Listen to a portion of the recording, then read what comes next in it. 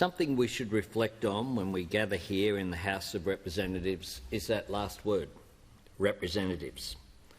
We are here to represent people. We are here to deliver policies which protect people's health. We are here to deliver programs that protect people's living standards. In the current crisis, statistics and numbers abound, but they are not abstract. They represent people. Someone's mother, someone's brother, someone's grandparent. Our colleague, the member for Cooper, Jed Carney's father-in-law, Mike, aged 82 years of age. Our sincere condolences go to Jed, to Lee and all of Mike's family.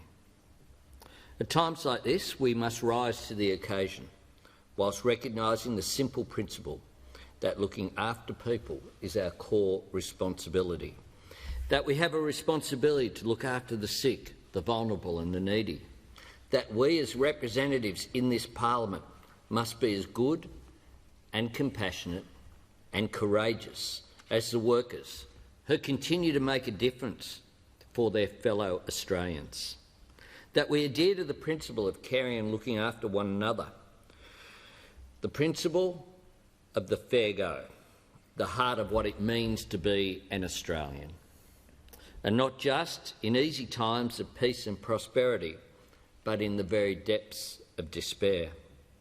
While Australians are being forced to be 1.5 metres apart, in so many ways we have never been closer together.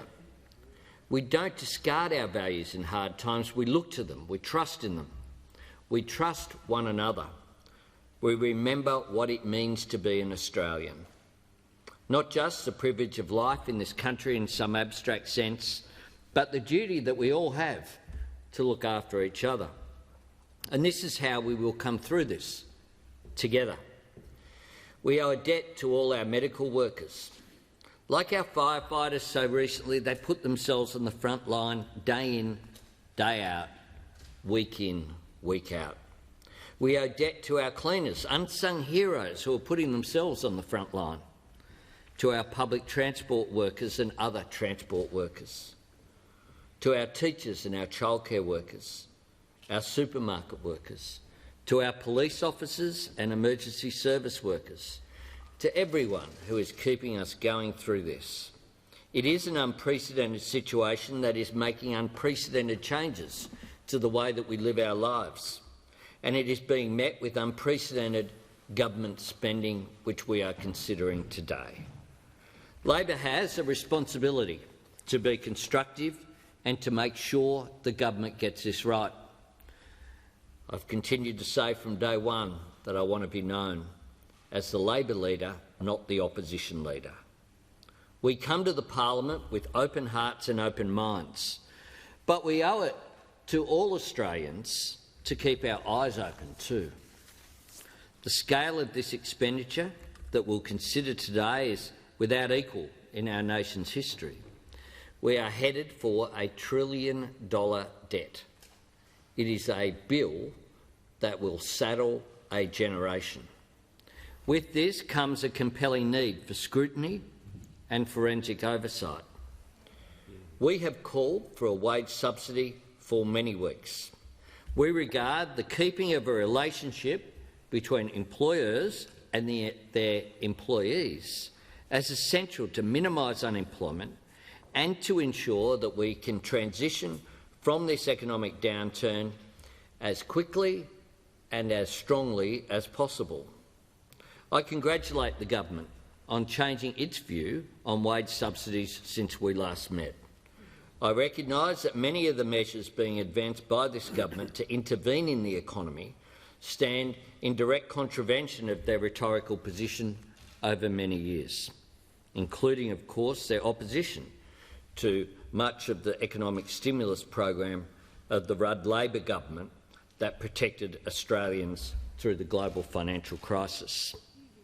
Australians can feel comfort that the government has been prepared to act in a way which I'm sure makes it feel uncomfortable.